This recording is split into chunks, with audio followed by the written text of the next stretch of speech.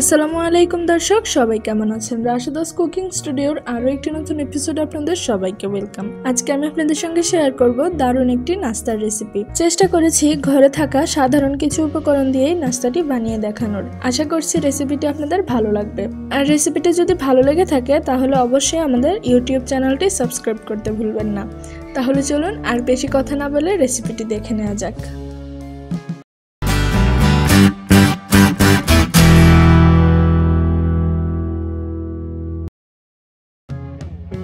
তো প্রথমে আমি একটা মিক্সিং বোলে নিয়ে নিলাম প্রায় 2 কাপের মতো ময়দা।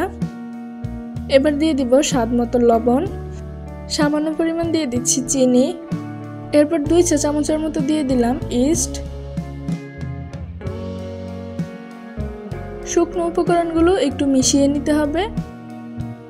এরপর আমি এখানে দিয়ে দেব 2 টেবিল চামচের মতো সাদা তেল। তেলটাকেও ময়দার সঙ্গে ভালো মতো মিশিয়ে নিচ্ছি।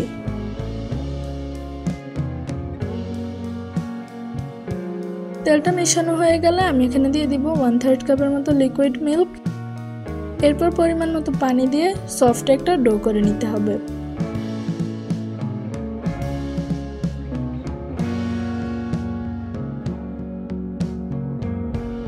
তো দেখতে পাচ্ছেন আমি খুবই সফট করে একটা ডো করে নিলাম।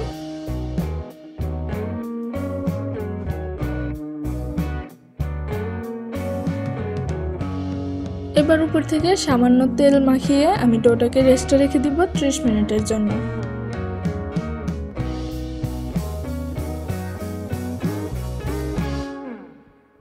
ততক্ষণে আমি চুলায় একটা হাঁড়িতে দিয়ে দিলাম পর্যাপ্ত পরিমাণ তেল। তেলটা গরম হলে আমি এখানে দিয়ে দিব সামান্য পরিমাণ আস্ত জিরা। জিরাটায় ফোড়ন উঠলে দিয়ে দিচ্ছি এখানে চিকেন ব্রেস্ট। আমি এখানে 1 টুকরো ব্রেস্ট ছোট ছোট করে কেটে নিয়েছি। এবার এই চিকেনটাকে কিছুক্ষণ ভেজে নিচ্ছি।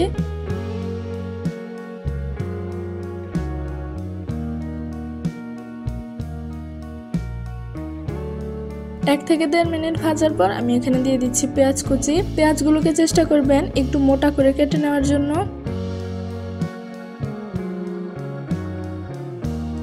পেঁয়াজ দেওয়ার পর আরো 2 থেকে 3 মিনিট ভেজে নিলাম। এবার এখানে দিয়ে দিচ্ছি হাফ টিস্পুনের মতো আদা রসুন বাটা। আদা রসুন বাটার কাঁচা গন্ধটা চলে গেলে আমি এখানে দিয়ে দিব হাফ টিস্পুন ধনিয়ার গুঁড়া, জিরার গুঁড়া এবং গরম মশলার গুঁড়া। দিয়ে দিলাম সামান্য মরিচের গুঁড়া এবং স্বাদ মতো লবণ। এবারে সবকিছু নেড়েচেড়ে ভালো মতো মিশিয়ে নিতে হবে। 2 থেকে 3 মিনিট ভেজে নিলেই কিন্তু চিকেনটা রেডি। এরপর দিয়ে দিচ্ছি সামান্য কাঁচা মরিচ কুচি এবং 1 চা চামচের মতো টমেটো কেচাপ।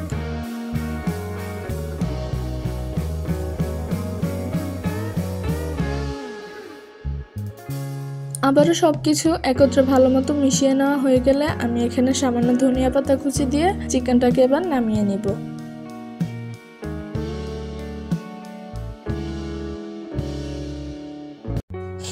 এদিকে আমাদের ডোটাও কিন্তু একদম রেডি। আমি ডোটাকে নিয়ে নিলাম। কিছুক্ষণ ডোটাকে মথে নিতে হবে।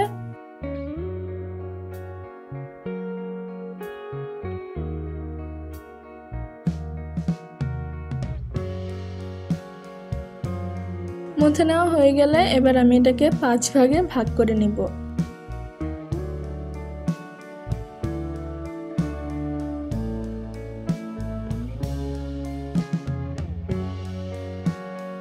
তো এবারে আমি একটা রুটি বেলে নিচ্ছি। রুটিটাকে কিন্তু তেল দিয়ে বেলে নিতে হবে। এখানে বেলার সময় ময়দা ব্যবহার করবেন না। আর রুটিটাকে একটু লম্বা করে বেলে নিতে হবে। বেলার পর আমি এক সাইড থেকে দিয়ে দিচ্ছি কিছুটা চিকেনের পুর। পুরটা দেওয়া হয়ে গেলে এবার এটাকে ফোল্ড করে নিতে হবে।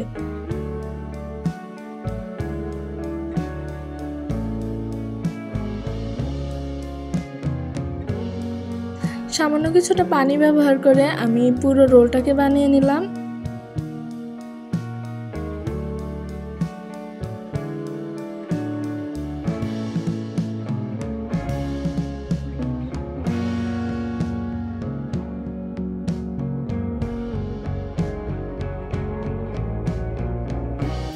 এবার আমি যে ডিশের উপরে করে নাস্তাটা বানাবো ওই ডিশটার উপর আমি কিছুটা পানি ব্রাশ করে নিচ্ছি।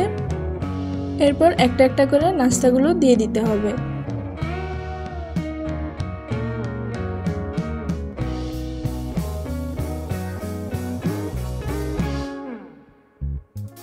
এবারে উপর থেকে সামান্য ডিমের কুসুম ব্রাশ করে দিচ্ছি আর দিয়ে দিব কিছু সাদা তিল।